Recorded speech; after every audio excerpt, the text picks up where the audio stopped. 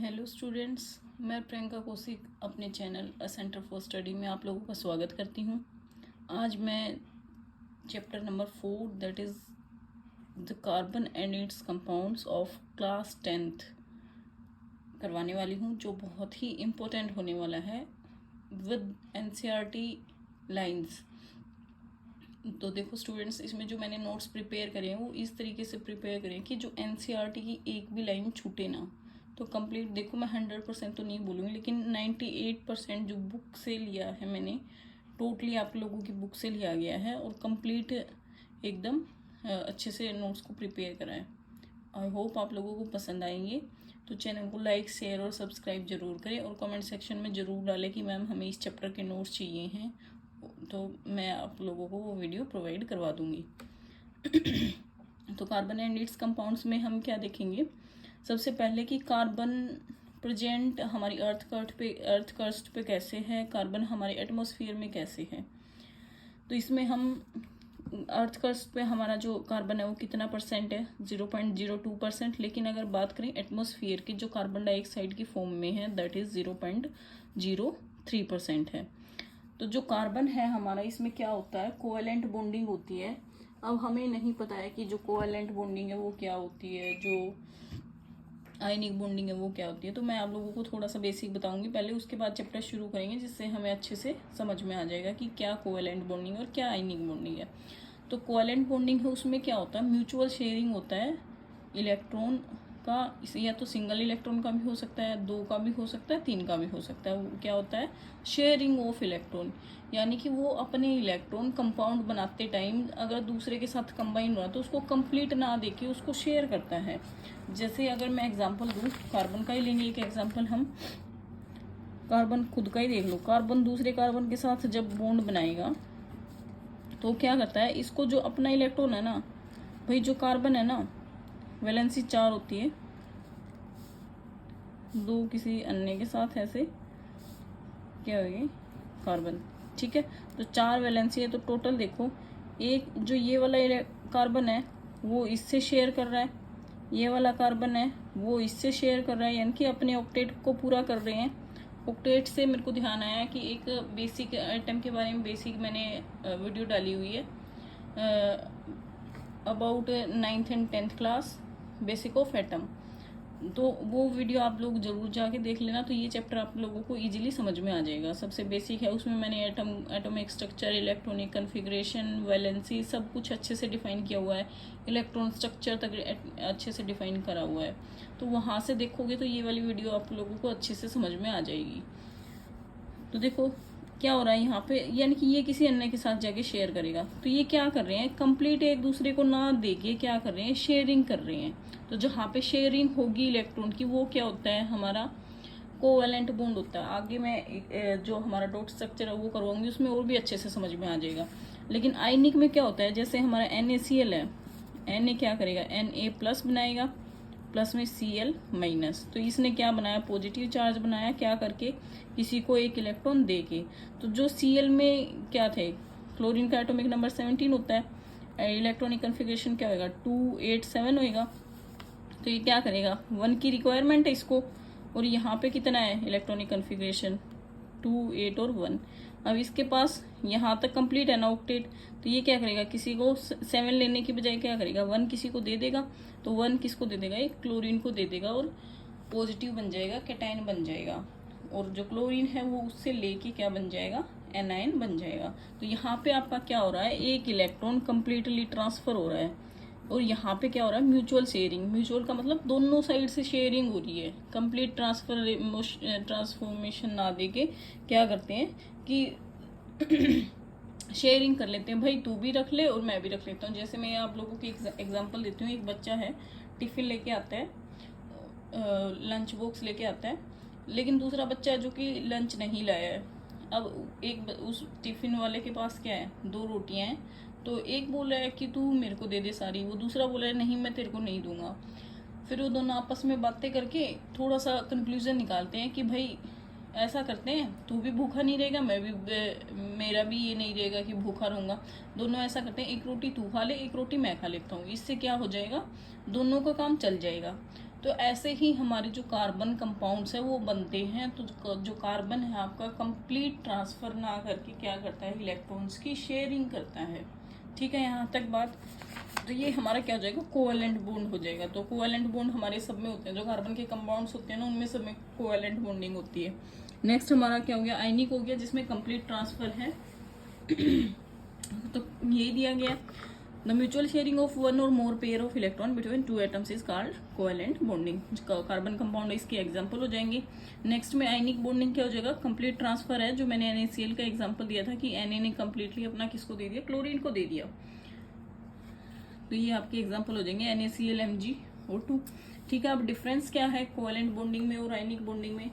सबसे पहले तो यही हो जाएगा, कोवेलेंट कंपाउंड्स है जो, उनकी क्या प्रॉपर्टी होगी, म्यूचुअल शेयरिंग है उनमें एटम्स का। इनमें क्या है, कंप्लीट ट्रांसफर है एटम्स का। जो कोवेलेंट कंपाउंड्स हैं उनके बॉइलिंग पॉइंट और मेल्टिंग पॉइंट वो लो होते हैं। जो आयनिक कंपाउंड्स हैं उनके बॉइलिंग पॉइंट और मेल्टिंग पॉइंट हाई होते हैं। तो जो कोवेलेंट कंपाउंड है वो क्या करते हैं, इलेक्ट्रिक कंडक्टिविटी पासेस नहीं करते, यानी कि इलेक्ट्रिक कंडक्टिविटी पास नहीं होती है। दे पोजेस इलेक्ट्रिक कंडक्टिविटी होती है, मतलब इलेक्ट्रिसिटी को पास आउट करते हैं।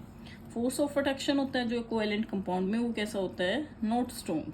ठीक है, यानी कि स्ट्रॉन्ग नहीं होता, मतलब बस उनका काम चलता है, इतना कुछ होता है। लेकिन जो हमारा आयनिक कंपाउंड होते हैं ना उनमें बॉन्डिंग होती है वो स्ट्रॉन्ग होती है। ठीक है, यहाँ तक ये था थोड़ा बेसिक। अब आ जाओ बॉन्डिंग इन कार्बन जो कि कोवेलेंट है वो कैसे बन रही है वो हम थोड़ा सा देखेंगे। तो देखो एटॉमिक नंबर कितना होता है कार्बन का, 6 होता है। मैंने पहले भी बोला है, एक बार आप लोग, मैं इसके डिस्क्रिप्शन बॉक्स में डाल दूंगी, आप लोग प्लीज जाके उस वीडियो को देख लीजिएगा। आपको ये वाली जो वीडियो है एकदम अच्छे से समझ में आ जाएगी, आप लोगों को दोबारा कभी भी पढ़ने की जरूरत भी नहीं पड़ेगी। एटॉमिक नंबर कार्बन का कितना है, 6 है। तो इलेक्ट्रॉनिक कॉन्फ़िगरेशन कैसे लिखा जाएगा, 2 और 4। अब देखो 2 और 4 लिखा जा रहा है, लेकिन हमारे ऑक्टेट के लिए कितने होते हैं, कैसे लिखते हैं हम, 2 8 8 ऐसे फिल करे जाते हैं। ये बोर मॉडल ने जो दिया था हमें 9th क्लास में, हमने स्ट्रक्चर ऑफ एटम में पढ़ा था। तो 2 8 8 फिल करा है, लेकिन हमारे पास कितने हैं, 2 और 4 ही है। तो यानी कि सेकंड वाले में देखो, आगे बच जाओ, इसी पे आ जाओ, यहाँ पे ऑक्टेट कंप्लीट करना है। तो इसको ऑक्टेट कंप्लीट करने के लिए या तो अपना ही ड्यूप्लेट पूरा कर ले, 2 इलेक्ट्रॉन पूरे हो रहे हैं जहाँ पे ड्यूप्लेट पूरा हो जाएगा। 4 इलेक्ट्रॉन सॉरी जो 8 इलेक्ट्रॉन कंप्लीट हो जाएंगे तो ऑक्टेट कंप्लीट होता है। तो दो इलेक्ट्रॉन ये क्या करेंगे, या तो 4 दे दे या 4 ले ले, दोनों ही कंडीशन एक जैसी बननी है भाई। 4 इक्वलिटी है अमाउंट में। देखो एक एग्जांपल देती हूँ नाइट्रोजन का। नाइट्रोजन का एटॉमिक नंबर कितना होता है, 7 होता है। अब इसका जो इलेक्ट्रॉनिक कॉन्फ़िगरेशन कितना है, 2 और 5 है। तो ये किसी को 5 देने की बजाय 3 लेना बेटर समझता है। लेकिन यहाँ पे क्या हो रहा है, 4 ही वैलेंसी है, प्लस की भी और माइनस की भी। तो क्या बन रहा है, 4 वैलेंसी बन रही है। इसलिए जो सबसे अलग ही जो कार्बन के पास अपना बॉन्डिंग बनती है और केमिकल्स की फॉर्मेशन होती है, इसीलिए होती है ऐसी। ठीक है, तो वैलेंसी कितनी हो जाएगी, +4 और -4। तो according to tendency of combining of other element there are 2 cases form. तो 2 केस बनते हैं भाई, एक तो +4 वाला बनेगा, एक -4 वाला। तो पहले किसका पढ़ेंगे हम, when carbon gain the electron. Gain करना मतलब होता है किसी से इलेक्ट्रॉन लेना, ठीक है, प्राप्त करना। गेनिंग का मतलब ये होता है। तो gain of electron means carbon take 4 electron from other और carbon elements and formed C4- that is anion. मैंने क्या बताया था, Na+ कैटायन बन रहा था ना, तो यानी कि माइनस वाला जो बनता है वो एनायन होता है। ठीक है, तो C4 क्या करेगा, ये माइनस वाला बनाएगा कि किसकी फॉर्मेशन कर लेगा, एनायन की फॉर्मेशन। लेकिन देखो जितने इलेक्ट्रॉन होते हैं उतने ही प्रोटॉन होते हैं। तो कार्बन में कितने हैं, 6 इलेक्ट्रॉन है और 6 ही प्रोटॉन है। अब गेन करना मतलब उसने 4 इलेक्ट्रॉन और लिए, 4 इलेक्ट्रॉन लिए, यानी कि फॉर्मेशन क्या बन गई, 2 और 8 बन गई। ठीक है, तो अब इसके पास कितने हो गए टोटल इलेक्ट्रॉन, 10 इलेक्ट्रॉन हो गए। लेकिन जो न्यूक्लियस है ना उसमें 6 ही प्रोटॉन है। इस तरीके से यहाँ पे 2 हो गए, यहाँ पे 8 हो जाएंगे।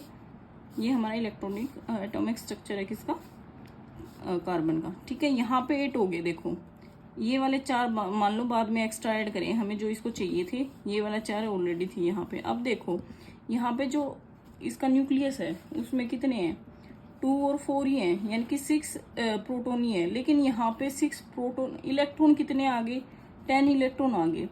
तो 6 प्रोटॉन क्या होता है, हमारे एटम, जो हमारा एटम होता है वो न्यूट्रल की फॉर्मेशन में होता है, ठीक है, यानी कि पॉजिटिव और इक्वल नेगेटिव चार्ज होते हैं, तभी वो मतलब क्या रहता है, स्टेबिलिटी में रहता है।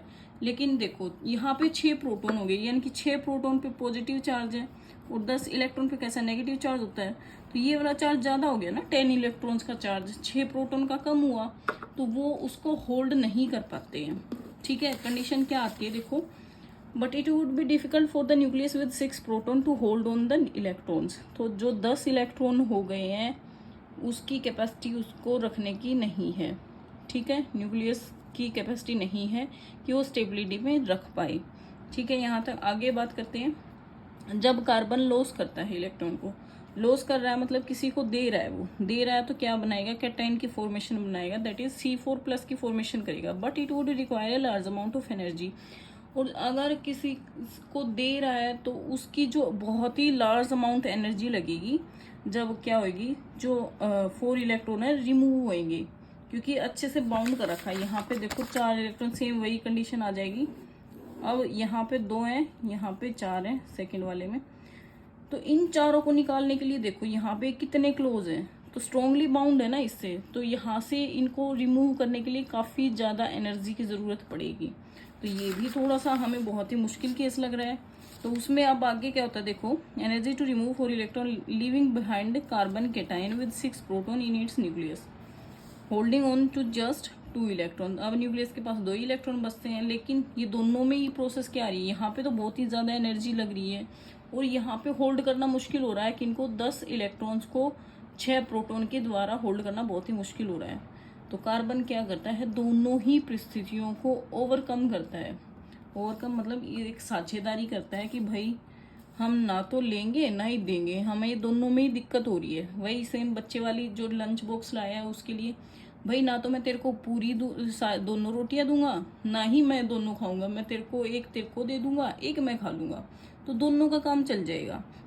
तो कार्बन वही करता है, यहाँ पे एडजस्टिंग करता है, शेयरिंग करता है इलेक्ट्रॉन्स की, और क्या करता है, अपने कंपाउंड बनाना शुरू कर देता है, ठीक है। यहाँ तक तो शेयरिंग समझ गए, यहाँ तक यही लिखा नोट में, carbon overcome this problem by sharing it's valence electron with other atom of carbon, और विद मतलब कार्बन के साथ भी शेयरिंग कर सकता है, अदर एटम्स होते हैं वैसे, मेनली जो कार्बन जैसे करता है, इनके साथ ऑक्सीजन हो गया, सल्फर हो गया, हाइड्रोजन हो गया, मेनली इनके साथ कंपाउंड बनाता है, ठीक है। तो अदर एटम्स के साथ भी का हमारा जो कार्बन है वो कोवेलेंट बॉन्ड ही बनाता है, और खुद के साथ जैसे कार्बन कार्बन बॉन्ड होते हैं वो भी कैसे बनाता है, शेयरिंग के थ्रू ही बनाता है, ठीक है। यहाँ तक बात।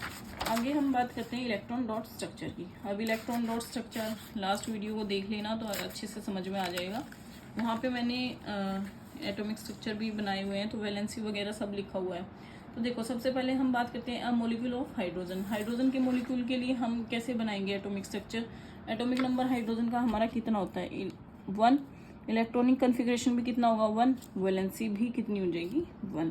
तो जो एटॉमिक नंबर है हाइड्रोजन का उसका इलेक्ट्रॉन स्ट्रक्चर कैसे बनेगा, ये हमारा हाइड्रोजन है, ये हमारा हाइड्रोजन, टोटल कितने इलेक्ट्रॉन है 1 और 1। अब इसको भी अपना ड्यूप्लेट पूरा करना है, इसको भी दोनों क्या करेंगे, फॉर्मेशन किस टाइप से बना लेंगे, शेयरिंग कर लेंगे। भाई तेरे को भी 1 चाहिए, मेरे को भी 1 चाहिए, बट दोनों ऐसे नहीं कर सकते कि तू मेरे को दे दे मैं तेरे को दे दूं, तो क्या करेंगे, शेयरिंग कर लेंगे। तो क्या बन जाएगा H बॉन्ड। हमेशा याद रखना 2 इलेक्ट्रॉन मिलके एक बॉन्ड बनाते हैं, जहां पे भी 2 इलेक्ट्रॉन मिल रहे हैं इसका मतलब वो वहां पे क्या बना रहे हैं, एक सिंगल बॉन्ड बना रहे हैं, ठीक है। अगर जहाँ पे जैसे 4 इलेक्ट्रॉन है तो डबल बॉन्ड हो जाएगा, 6 इलेक्ट्रॉन है तो ट्रिपल बॉन्ड हो जाएगा, ठीक है। ये और आगे पता चल जाएगा जैसे जैसे चैप्टर के डीपली पढ़ते जाएंगे, ठीक है। यहाँ पे तो आपका मॉलिक्यूल क्या बन जाएगा H2, ठीक है। यहाँ तक ये यहीं लिखा हुआ है, इसमें आप लोग नोट्स बना रहे हैं तो रीड कर लिख लेना, और अदरवाइज आप अगर ऐसे ही समझ रहे हैं टॉपिक को तो आप लोग इसको समझ लेना पढ़ के, ठीक है। तो ऐसे ही क्लोरीन है, क्लोरीन क्या है, डायटोमिक मॉलिक्यूल है। क्लोरीन में देखो क्या है, टोटल कितने इलेक्ट्रॉन होते हैं, लास्ट वाले में 7 इलेक्ट्रॉन होते हैं। इलेक्ट्रॉनिक कॉन्फ़िगरेशन एटॉमिक नंबर कितना होता है क्लोरीन का, that is 17। Electronic configuration that is 2, 8 और 7। तो वैलेंसी वैसे तो 1 ही लिखेंगे, लेकिन जो आउटर है ना वो हम रखते हैं यहाँ पे कि क्लोरीन के पास यहाँ पे 7 है लास्ट में, तो 7 कर दो, और 1 वैलेंसी, 1 का मतलब जिससे कंबाइन हो रहा है वो 1 इलेक्ट्रॉन है भाई, बाकी के 6 एज इट इज है, बाकी के 6 वाले एज इट इज है, और कंबाइन कौन हो रहा है, 1 ही हो रहा है, तो वैलेंसी कितनी है, 1 है। वैलेंसी क्या होती है, किसी भी एटम की कंबाइन होने की कैपेसिटी को वैलेंसी बोला जाता है। तो ये क्या करेंगे, अपना जो एक इलेक्ट्रॉन है, एक एक इलेक्ट्रॉन दोनों क्या करेंगे, शेयर कर लेंगे। ठीक है, यहाँ तक बात। तो ये क्या कर रहा है, ये वाला इलेक्ट्रॉन सिर्फ एक एक इलेक्ट्रॉन शेयर हो रहा है, बाकी सारे यहाँ पे एज इट इज है, तो उनका कोई इतना इंपॉर्टेंट रोल नहीं आ रहा है, सिर्फ जो 1 इलेक्ट्रॉन है शेयर हो रहे हैं उनका रोल है। तो क्लोरीन क्या बना लेगा, क्लोरीन से क्लोरीन सिंगल बॉन्ड बना लेगा, दैट इज Cl2 की फॉर्मेशन। ठीक है, यहाँ तक बात। अब बात करते हैं ऑक्सीजन की। ऑक्सीजन का एटॉमिक नंबर कितना है, 8 है। इलेक्ट्रॉनिक कन्फिग्रेशन क्या हो जाएगा, 2 और 6 हो जाएगा। वैलेंसी कितनी हो जाएगी, 2 हो जाएगी। अब ऑक्सीजन के लास्ट में कितने इलेक्ट्रॉन हैं, 6 हैं, 2, 2, 4 और 2, 6। सिमिलरली सेकेंड वाले एटम में भी ऐसे ही है, ये 6। ठीक है, यहाँ तक। अब देखो ये क्या करेगा, ये 4 वालों का कोई रोल नहीं है, 2 इलेक्ट्रॉन है वो शेयर होने हैं, क्योंकि हमें पता है वैलेंसी 2 है, वैलेंसी 2 तो 2 ही शेयर होंगे, इनका कोई रोल नहीं है, सिर्फ 2 का रोल है। तो ये क्या करेगा, इसको भी कंबाइन कर लेगा और ये इधर इसको कंबाइन कर लेगा। अब मैंने आप लोगों को क्या बताया था, शेयरिंग कर ली। देखो 2 तो हो गए ना पूरे, 2 ये हो गई, 2 2 4, 2 6 और 2 8 हो गए इधर वाले ऑक्सीजन के पूरे, शेयरिंग हो रही है। अब इधर वाले की देखो 2 ये हो गए, 2 ये हो गए 4, 2 ये 6 और 2 ये 8, ये इसके पूरे बना लिए इसने अपने। ठीक है, तो शेयरिंग हो रही है। तो मैंने देखो क्या बताया था कि जो हमारा एक एक इलेक्ट्रॉन है, 2 इलेक्ट्रॉन है, एक मिलके दोनों क्या बनाते हैं, एक सिंगल बॉन्ड बनाते हैं। तो यहाँ पे कितने बॉन्ड शेयरिंग हो रही है, सॉरी कितने इलेक्ट्रॉन की शेयरिंग हो रही है, 4 इलेक्ट्रॉन की। तो 4 इलेक्ट्रॉन की एक से ये बॉन्ड बना लेगा, दूसरे से ये बॉन्ड बना लेगा। ये मैंने समझाने के लिए किया, आपको क्लियर डायग्राम बनाना पड़ेगा कि ये इधर से बन गया, ये इधर से। ठीक है, तो कितने बॉन्ड बनाएगा, 2 बॉन्ड बनाएगा टोटल। ठीक है, इसको कवर नहीं करना है, ये मैंने जस्ट समझाने के लिए बता रही हूँ। 2 बॉन्ड बना लेगा क्योंकि यहाँ पे 4 इलेक्ट्रॉन प्रेजेंट है। तो ओ हमारा दूसरे एटम O के साथ कैसे बॉन्डिंग बनाएगा, डबल बॉन्ड बनाएगा, दैट इज O2 मॉलिक्यूल। ठीक है, यहाँ तक बात। अगले आप पे आते हैं। अगले में क्या बोल रहा है, ये आप लोग सेम हमारा जो उसके लिए है, ऑक्सीजन के लिए एक्सप्लेनेशन है, तो ये आप लोग पढ़ लेना। अदरवाइज अगर मैं पढ़ाने लग जाऊंगी तो वीडियो काफ़ी लंबी चली जाएगी, तो आप लोग पढ़ लेना, अगर नोट्स बना रहे तो लिख लेना इनको। ठीक है, यहाँ तक बात। नाइट्रोजन के लिए देखो, नाइट्रोजन का एटॉमिक नंबर कितना है, 7। इलेक्ट्रॉनिक कन्फिग्रेशन कितना हो जाएगा, 2 और 5। वैलेंसी कितनी हो जाएगी, दैट इज 3। अब नाइट्रोजन में देखो लास्ट में कितने हैं, 5 है ना, तो क्या लिखो 2 और ये 3 यहाँ पे बना लो, क्योंकि वैलेंसी कितनी है, 3। तो शेयरिंग किन की होगी, 3 की होगी ना, ये हमारी क्या होगी 3 और 2 इधर है, तो 3 की शेयरिंग करनी है। तो ये स्ट्रक्चर हमारा किसका बन जाएगा, ये इधर करो, इसको भी ऐसे बनाना है। ठीक है, कंफ्यूज नहीं होना है, इसको ऐसे ही बनाना है कंप्लीट, क्योंकि ये शेयरिंग कर रहे हैं ना। देखो एक बार दोबारा से रिपीट कर देती हूँ मैं, नहीं तो कंफ्यूज हो जाओगे आप लोग। ये इसके 3 है, ये इसके 2 है, इधर इसके 2 है, तो ये इनसे सारे के सारों से शेयरिंग कर लेगा, क्योंकि वैलेंसी कितनी है 3। तो देखो टोटल बन गए ना, देखो इस वाले को छुपा दो एक बार, कितने बन रहे डॉट, 1 2 3 4 5 6 7 8 बन गए। नाइट्रोजन को मिल गए 8, हो गई ऑक्टेट कंप्लीट। ऐसे ही सेम इधर वाले को छुपा दो एक बार, देखो कितने हो गए, 1 2 3 4 5 6 7 8 हो गया ऑक्टेट कंप्लीट। तो नाइट्रोजन से नाइट्रोजन, लेकिन कितने इलेक्ट्रॉन है यहाँ पे, 6 इलेक्ट्रॉन है। ये इसके साथ बाइंड, ये इसके साथ बाइंड, ये इसके साथ बाइंड, तो नाइट्रोजन और नाइट्रोजन के साथ कैसा बॉन्ड बनाएगा, ट्रिपल बॉन्ड बनाएगा, और आपका क्या बनाएगा, N2 मॉलिक्यूल। ठीक है, यहाँ तक ये आपका इसका नाइट्रोजन के लिए एक्सप्लेनेशन है, ये आप लोग पढ़ लेना और नोट्स प्रिपेयर कर लेना। ठीक है, यहाँ तक। अब आते हैं अपन नेक्स्ट पे, दैट इज NH3। NH3 में क्या है हमारा दैट इज अमोनिया। नाइट्रोजन का अब तो दोनों का लोगे आप। अब नाइट्रोजन का देखो, नाइट्रोजन का एटॉमिक नंबर कितना है, 7 है। इलेक्ट्रॉनिक कन्फिग्रेशन क्या है, 2 और 5 है। वैलेंसी कितनी है, 1 है। ऐसे ही नाइट्रोजन का एटॉमिक नंबर 1 है। इलेक्ट्रॉनिक कन्फिग्रेशन कितना है, 1 है। वैलेंसी भी 1 है। अब देखो इसको 3 शेयर करने की जरूरत है, और इसको भी 3 हाइड्रोजन हो गए ना, यहाँ पे NH3 है, 3 हाइड्रोजन हो गए।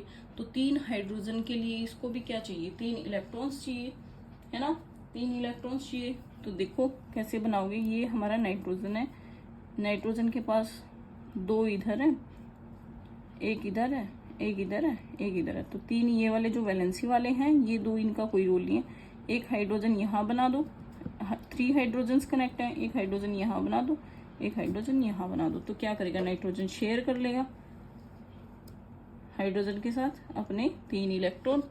ठीक है, ये कैसे, ये आपका बन गया हाइड्रोजन का, ये भी आपका हाइड्रोजन का, और ये वाला भी आपका हाइड्रोजन का। तो अब जो नाइट्रोजन के साथ बॉन्डिंग कैसे बन जाएगी, 2 इलेक्ट्रॉन से सिंगल बॉन्ड बन जाएगी, इधर भी 2 इलेक्ट्रॉन से सिंगल बॉन्ड, यहाँ से भी सिंगल बॉन्ड, ये आपके ऐसे ही रहेंगे। ठीक है, हो गए यहाँ तक। ये हमारा कितना हो गया, किसका हो गया, nitrogen hydride that is ammonia. ठीक है, इलेक्ट्रॉनिक डॉट स्ट्रक्चर। ठीक है, यहाँ तक। अब आते हैं हमारे जो मेन कंपाउंड है दैट इज मिथेन। कार्बन का फर्स्ट जो कंपाउंड है that is methane. Methane is a compound of carbon. Methane is widely used as a fuel and it's a major component of biogas and compressed natural gas. It is the simplest compound formed by सबसे simple जो compound होता है ना वो methane होता है। और जो मिथेन है ना यूज किस में करा जाता है, फ्यूल में करा जाता है। जो आपके बायोगैस वगैरह हो गए, CNG होता है that is compressed natural gas, तो सब में यूज करा जाता है। अब कार्बन का एटॉमिक नंबर कितना है देखो 6, वैलेंसी कितनी हो जाएगी 2 और 4, इलेक्ट्रॉनिक कन्फिगरेशन 4, सॉरी वैलेंसी 4 हो जाएगी, इलेक्ट्रॉनिक कन्फिग्रेशन क्या हो जाएगा 2 और 4। हाइड्रोजन के लिए atomic number 1, electronic configuration 1, valency 1। अब कार्बन के साथ CH4 है तो carbon hydrogen hydrogen hydrogen. Carbon की वैलेंसी कितनी है, लास्ट में कितने इलेक्ट्रॉन है कार्बन पे 4 है। हाइड्रोजन के पास इस वाले हाइड्रोजन के पास 1 है, इसका भी अपना 1 है, इसका अपना 1 है, इसका अपना 1 है। तो ये हाइड्रोजन ये वाला इलेक्ट्रॉन शेयर कर लेगा कार्बन का, ये वाला इसका ही शेयर कर लेगा, ये वाला इसका शेयर कर लेगा, और ये वाला, और ये अपना सारे के सारे 4 हाइड्रोजन से शेयर कर लेगा। ठीक है, यहाँ तक। एक बार फिर से बोल रही हूँ, जो वीडियो मैं डिस्क्रिप्शन बॉक्स में डालूंगी उसको प्लीज़ आप लोग देख लेना, उसके बगैर ये चैप्टर आप लोगों को समझ में नहीं आएगा। ठीक है, तो यहाँ पे क्या बन जाएगा, 2 इलेक्ट्रॉन है, एक बॉन्ड बना लेंगे, यहाँ पे भी 2 इलेक्ट्रॉन एक बॉन्ड बना लेंगे, यहाँ पे भी 2 इलेक्ट्रॉन एक बॉन्ड बना लेंगे, यहाँ पे भी 2 इलेक्ट्रॉन है एक बॉन्ड बना लेंगे। तो ये बन गया हमारा CH4 का डॉट स्ट्रक्चर और बॉन्डिंग वाला structure.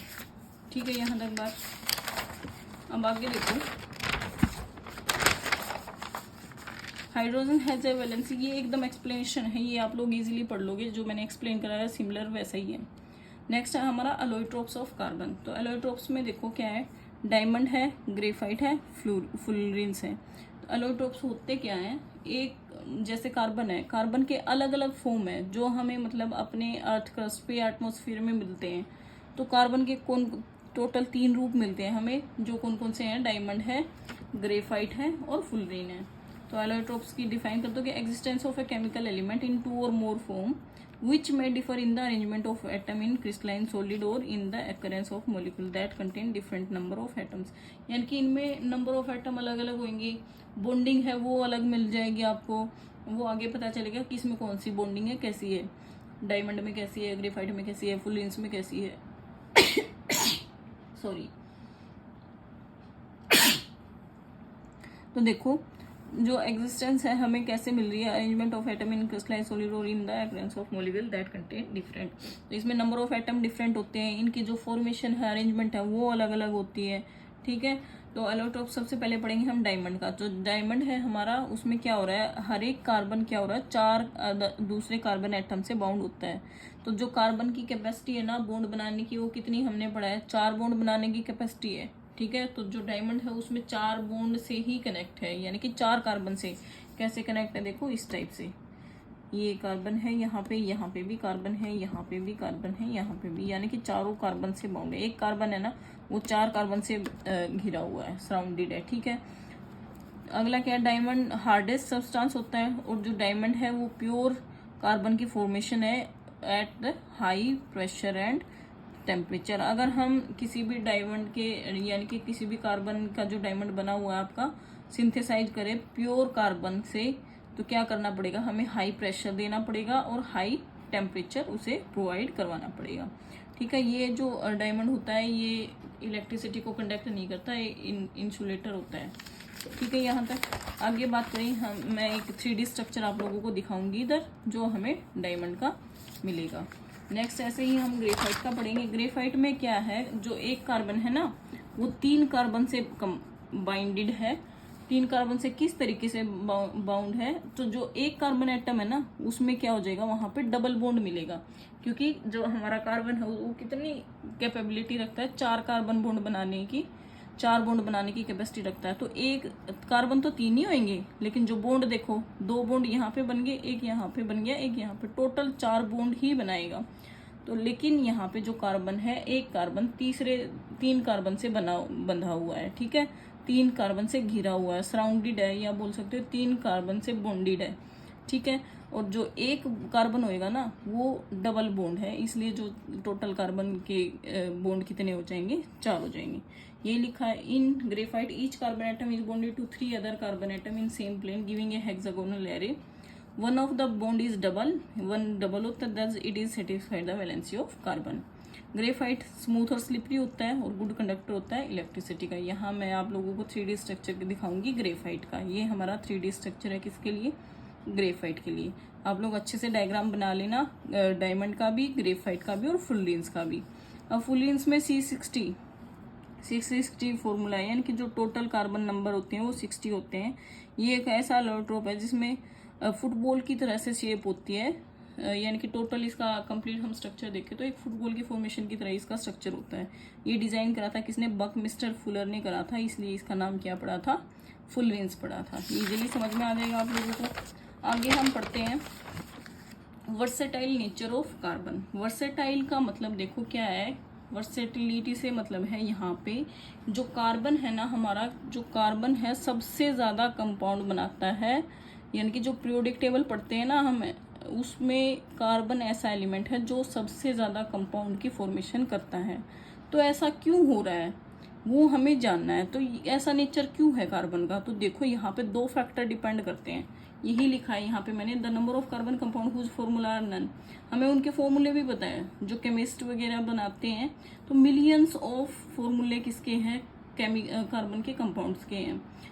This property is seen in carbon not in other element. ये प्रॉपर्टी हमें कार्बन में ही मिलती है, अदर्स में नहीं मिलती है। The nature of covalent bond enables carbon to form large number of compound. किसके नेचर की वजह से, जो कोवैलेंट बॉन्डिंग है ना, उस नेचर की वजह से कार्बन क्या कर रहा है, फॉर्मेशन कर रहा है वर्सेटिलिटी की, ठीक है।